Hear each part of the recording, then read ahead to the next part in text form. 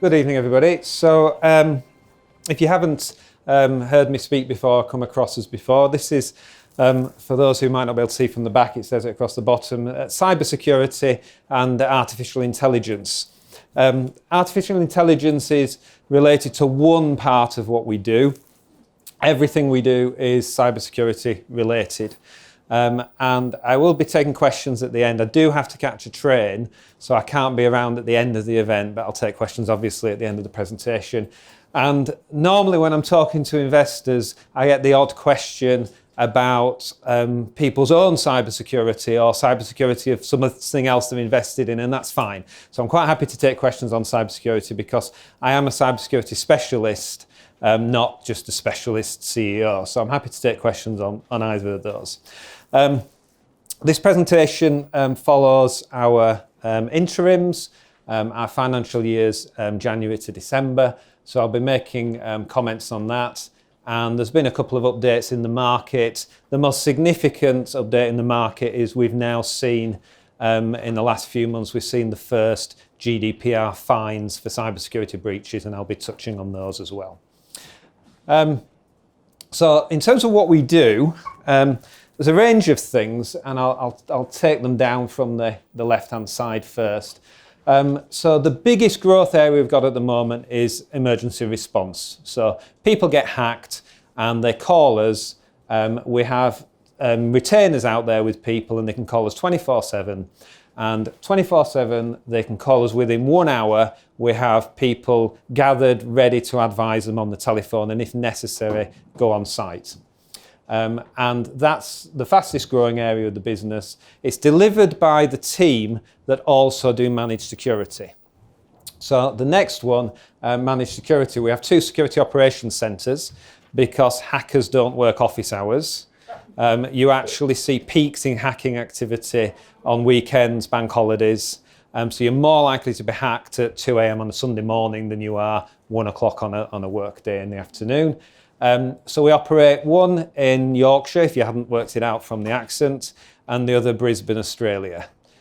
So we've got 2 quality locations with good source of engineers.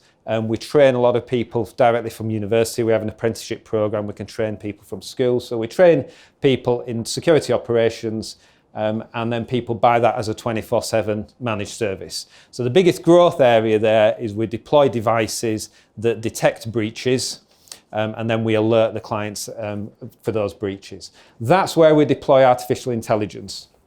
So in the marketplace, there are some providers who say, we've got such fancy artificial intelligence that you don't need skilled professionals.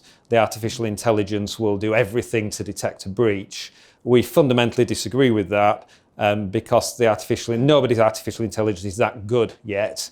So the artificial intelligence feeds the security operations centre, and then the skilled engineers will make sense of what the artificial intelligence comes up with. I'll give you some numbers that illustrate how that works. So a medium-sized client where we've got devices on their network taking logs from all their IT systems, and we can take logs from the cloud, we can take it from traditional IT systems. A typical client will send us about 5 billion logs a month. So 5 billion bits of information get combined onto a device or multiple devices. And out of that, the artificial intelligence makes enough sense of those 5 billion bits of information that it will raise maybe 200 alerts. So if it's tuned properly, about 200 alerts, and then the engineers will ultimately raise about 10% of those with the client to investigate. And within that 10%, so maybe 20 things go to the client to investigate, and maybe one of those might be an incident or something happening there. And the benefit of that detection is that you can contain a breach and stop it leading to data loss. So one of the myths out there is that the hackers get in and very quickly hack your systems and steal all your information. And that tends not to happen. You'd be surprised how slow it can happen. In the last year, we've had breaches where the systems were inadvertently opened to the internet and hackers have got in. And in one case, it took 3 months before the breach escalated into something serious. Sounds a long time. Another one, it took 9 months. Another one, 12 months. And the most extreme one we've had in the last year, it had been 3 years since the systems were inadvertently opened to the internet before the breach escalated. So you actually have a lot of opportunity in breaches to spot something and respond and contain it before it becomes serious. And you'll see an example of that in one of the major fines that's been announced this year. So that's where the artificial intelligence that we developed, and it's our own technologies. We've got a 19-year record of year-on-year organic growth. We average 20% a year, and we develop our own technologies, so it's all our own IP. This side is more the consultancy side. So here we've got recurring revenues, 3-year contracts. Over here, it tends to be shorter-term consultancy, but this is where we win the clients. So we win clients doing consultancy, and then over time can turn them into a managed service client. The top one is testing security. So in the industry, we call it penetration testing. So in simple terms, people hire us to hack their systems. We don't hack them and then approach the client, because that would be illegal. There's a Computer Misuse Act. It's very clear. You can't do anything that you're not authorised to do. So people ask us, everybody's on our terms and conditions. They ask us to hack into their systems. We give them a report. A cybersecurity review is a little bit different. Rather than hacking into the systems, we go on site and sit down with the people managing their protection and look at the expertise of the people, what systems they've got and how they've configured them.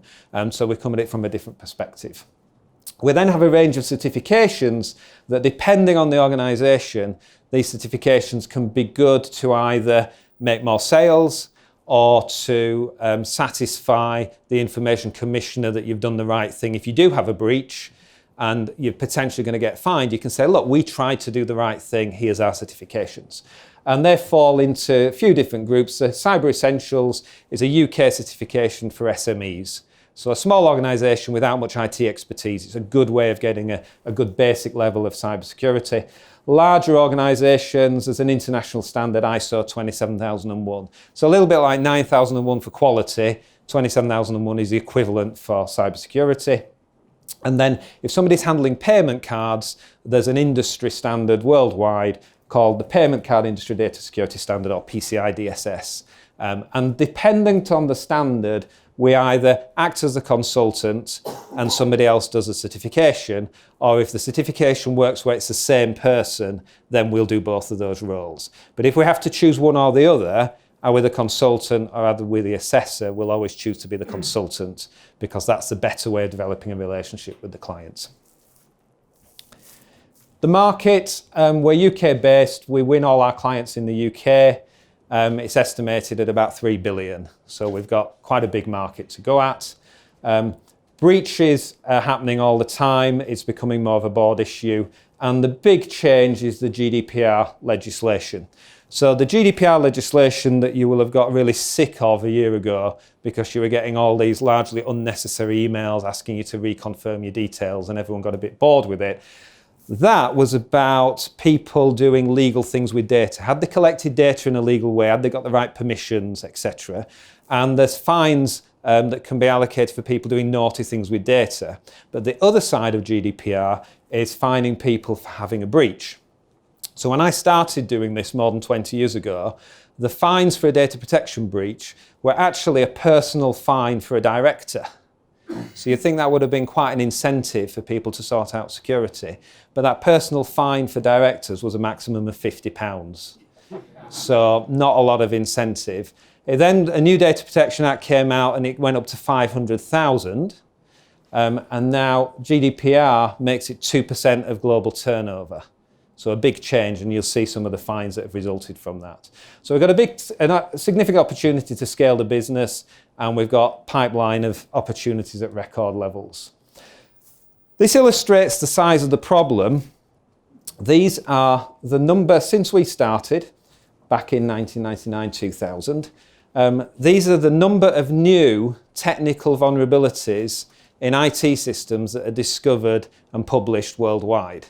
So there's a database that says, here's a new way of hacking a system. So let's say tomorrow somebody discovers a new way of hacking your smartphone, then that'll be one of the things that gets registered on here. So when we started, it was a few hundred a year, and we used to meet every week to formally discuss all the new vulnerabilities that had come out that week. In the last couple of years, it's been more than 15,000 a year. And we now formally meet every 8 hours, 7 days a week to discuss what's new, what are the new threats and vulnerabilities coming out that could affect our clients. So it shows you how this has accelerated.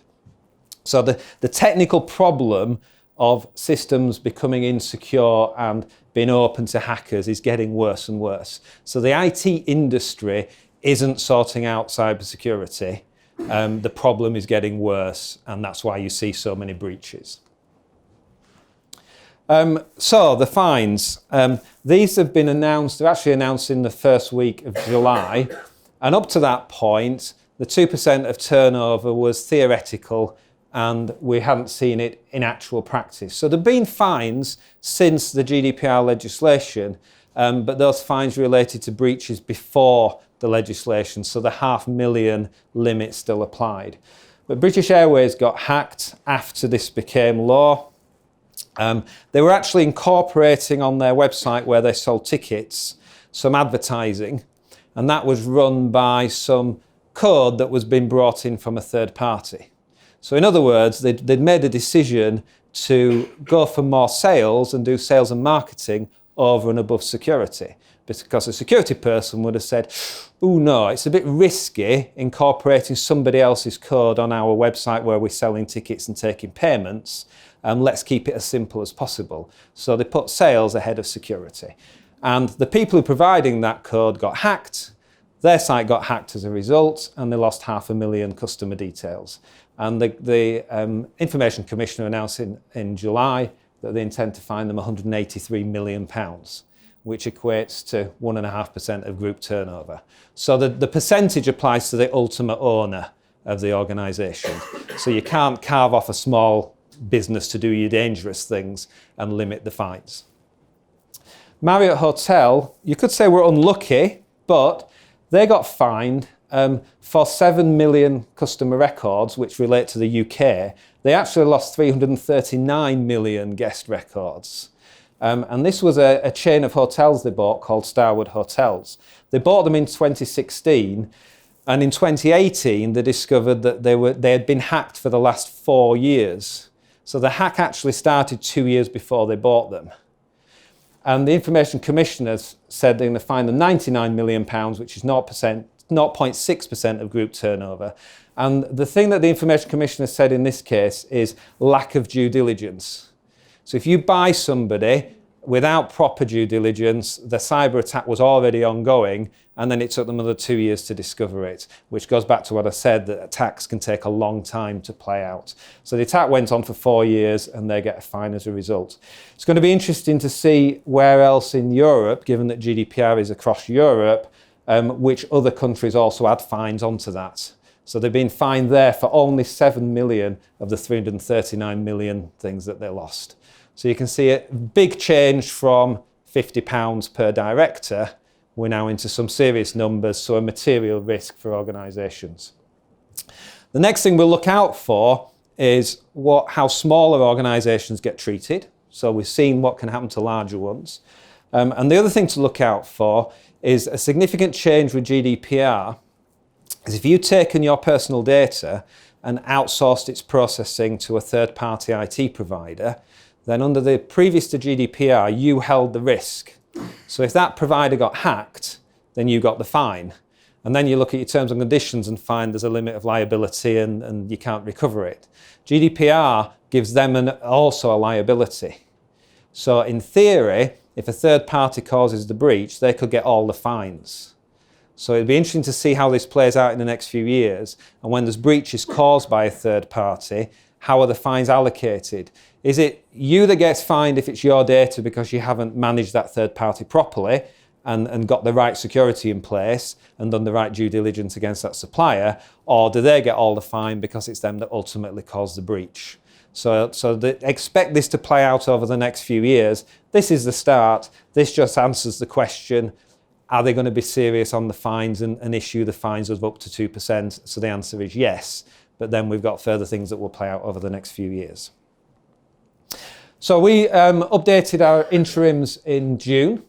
The Managed Services division, which has got those managed services and the incident response had grown 63%.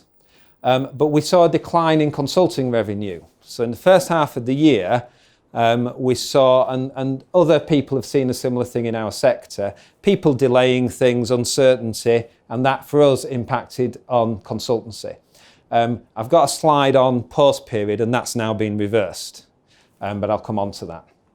So our revenue for the first 6 months was pretty flat, but we'd made some improvements in terms of our overall financial performance. So our gross profit did increase by 18%.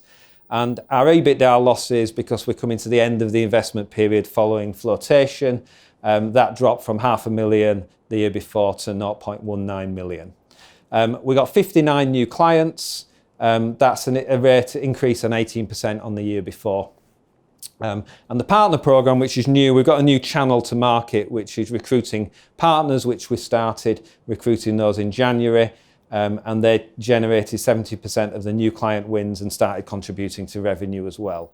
But we're in the first year of a 2-year program to develop that new sales channel. Post-period, that dip in consulting reversed and went the other way. So from July onwards, we've seen strong growth in consultancy, along with the existing growth in managed services and incident response.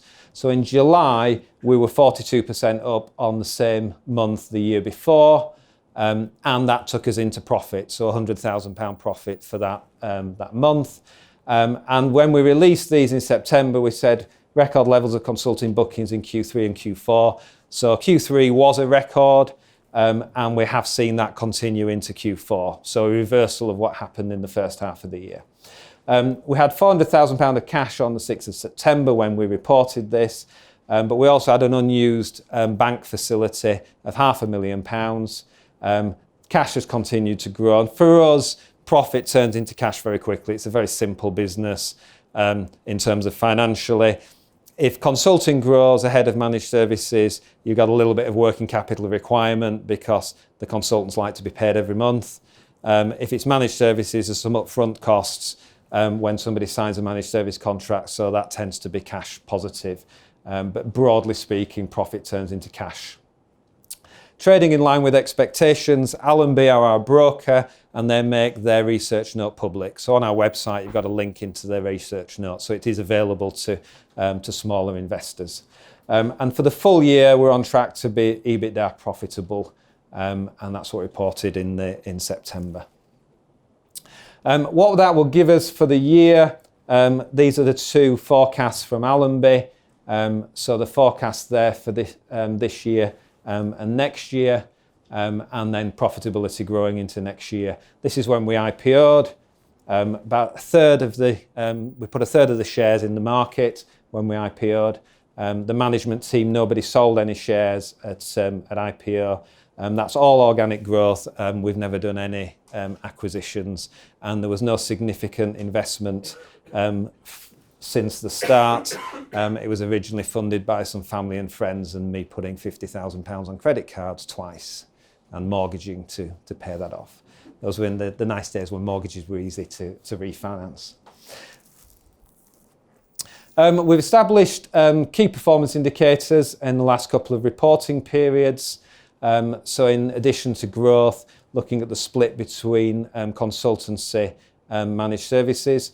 You'll see the managed service gross margin, big increase there because we built capacity. So the proceeds of the IPO allowed us to establish a new security operations centre in the UK and open the one in Brisbane to give the proper 24/7 coverage. Today's market for security professionals is very buoyant. You can't get good people that will work night shifts. It just doesn't work. So if you're going to do it properly, you do need 2 centres globally dispersed. We built that capacity. We can now leverage that. That's why you see the margin increasing there. We've also added in our research and development investment because some investors said that was an interesting number for them to see because we are developing and continue to develop our technologies. So we've added that in as a KPI as well. So the outlook, post GDPR fines, so as those feed in and people start to see those in their sector and related to companies of their size, We're open to acquisitions, but we need to be very clear that we can see value. If it's a consultancy, we can employ those consultants anyway.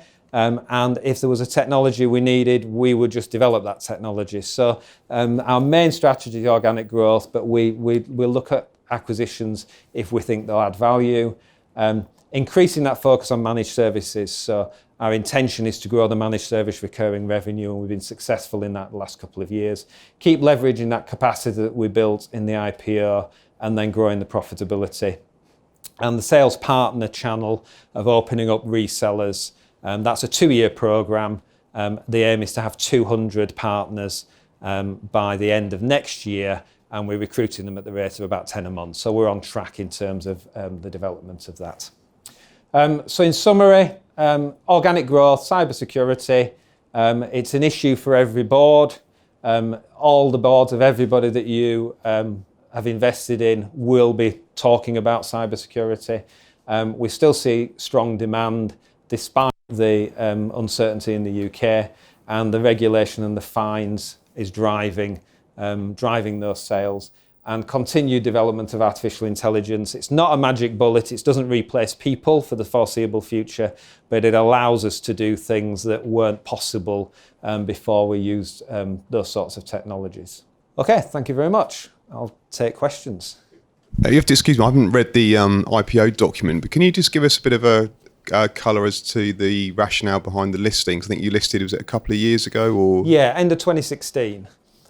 We'd had a lot of offers to buyers, and we wanted to grow quicker. We saw the opportunity with GDPR. So it was either do we become part of something bigger, or do we get some investment and scale up ourselves? We could see that GDPR on the horizon and strengthening market, and we didn't want to exit and dilute overly. So we thought flotation was a good way to raise that money. And also it positions us that it's a very fragmented market with a lot of small players, and being a PLC with 20 years of history and a really great client base, including 10% of the FTSE 100, it positions you over and above the new entrants and the people who have just got into this. I haven't gone into clients for obvious reasons, given what we do and our technical certifications and all of that, but the history and the PLC status, it all helps establish credibility. That's great, and you're not really looking to tap the capital markets by the sound of it, for equity or we would if we thought it was necessary, but I'm still the biggest shareholder, and I don't really like dilution, and I think our investors appreciate that. We've had some challenges since we floated, but somebody buying X% of the company at flotation still owns that same percentage, and they like that, whereas we've seen competitors dilute to a large extent. I think your initial slides indicated you are completely UK focused at the moment. Yes. Is that something you'll look to change as you get bigger? I'm thinking with your obviously Australian operation. Yeah, the Australian operation is only for delivery, so we don't have any sales capacity there. The thing that we always bear in mind though is the size of the UK market. We've got 3.3 billion to go at. So we don't see a strong driver to extend abroad. And we've worked in more than 30 countries, but that tends to be where we gain a multinational client in the UK, and then they want us to work elsewhere. But doing a geographic expansion and recruiting a new sales team in another country could be a big distraction. So at the moment, we don't think growth is constrained. So your previous graph showed quite kind of smooth organic revenue growth over the years. Yep. Yeah, this one here. But when I look at the Stockopedia stock report, it jumps around quite a lot. Is there acquisition-related revenue that? Nope, no acquisitions. The one thing that throws people sometimes is this little star here, that prior to IPO, we did a 15-month year. So if you just look at the headline rates, it looks like it went up and dropped after IPO. But it didn't. Right, that'll explain it. So yeah, that's an adjusted what it would look like if it was 12 months. So that's probably what you've seen. Ian, you always bring a little book. Yes, and I always think when I answer a question, there's going to be another 10. There's only 2. Okay. So this gentleman attends our AGMs and always asks really interesting questions. Go on. Hopefully these will be. In your other bar chart, there was the number of cybersecurity incidents was increasing, but there was a huge jump in 2017. Right, so these aren't incidents; these are new technical vulnerabilities. Okay. Is there any specific reason why 2017 was such a vintage year, like introduction of Windows 10? There's two interesting things on this graph. One is what happened here. Why did the world get more secure? And the other is what happened here to make it more insecure. Really, it's just got worse and worse every year in pretty much a straight line. So there's two things here. Is around about this time, the software vendors were getting a lot of grief for the number of vulnerabilities they were discovering and the number of patches that they were saying. So when you get told to do a security update, the security updates were coming more and more regular, and the vendors, particularly some of the big multinational IT vendors, were getting a lot of grief. So what they did, rather than do a fix for every single vulnerability, they said, let's just do one a month. So we'll roll them all up and do one fix every month. And surprise, surprise, the number of vulnerabilities goes down because we're saying here's one fix, but it's actually fixing 10 things. And the other vendors all copied. So you got an artificially lowering of the number of vulnerabilities because the vendors were hiding them. What actually happened here is the global system called CVE actually made it easier to report vulnerabilities. So this is a truer picture of what was happening all along. So it isn't that the world got so much more insecure 2 years ago. It's just got steadily worse every year. So it's the graph's not quite representative. But the key thing is just the number, the 15,000 a year. So it just means every day of the week there's about 20 new ways of hacking systems being discovered. Right, second question. I generally think of people who hack as having brains the size of planets, and they're clever people. So why does it take them 1 or 2 years to actually do the proper hacking after they've gained access? I don't know. We're really disappointed. They could do so much more. We're surprised how little hacking there is. Because it's so, when we test people's security, we invariably can breach it. So why aren't the hackers doing more? And I think there's a couple of answers. One is most people have no way of detecting a breach. So when people say, I've never had a breach, I say, oh, tell me about your intrusion detection systems. And they say, what's one of those? So if you've no way of detecting a breach, you can't say you've not had a breach. And the other thing is that the person who hacks you isn't the person who ultimately will cause the significant breach. So what tends to happen is somebody finds a way in, they'll then sell that information on, and then somebody else will, and people will then, it escalates over time. But I think there's more things to hack than there are active hackers. So I just think it's a playground for lots of people, and therefore, but one thing that's really important is every single breach we've ever dealt with in 20 years was preventable. So don't succumb to this myth that the hackers are so clever that they'll always get in. That's what people who've had a breach try and make you believe, that it wasn't their fault, the hackers would always get in. And that's just complete nonsense. So every single breach we've had, not only the ones we've dealt with, but the ones we've heard of. We've never heard of a breach that wasn't preventable. So don't believe the press releases you get from the people who've been hacked. They'll tend to make out that the hacker was super clever. And it's not. It's normally that they've been super stupid. But they won't tell you that. Does that mean you can detect zero-day exploits? Okay, so zero-day is a bit of industry terminology. Zero-day just means it's one of these new vulnerabilities. And you'll get vendors who will say, we have some fancy technology, usually artificial intelligence, that can detect zero-day. That's just nonsense. So what you're saying is, I've got a way of detecting something that I don't know about.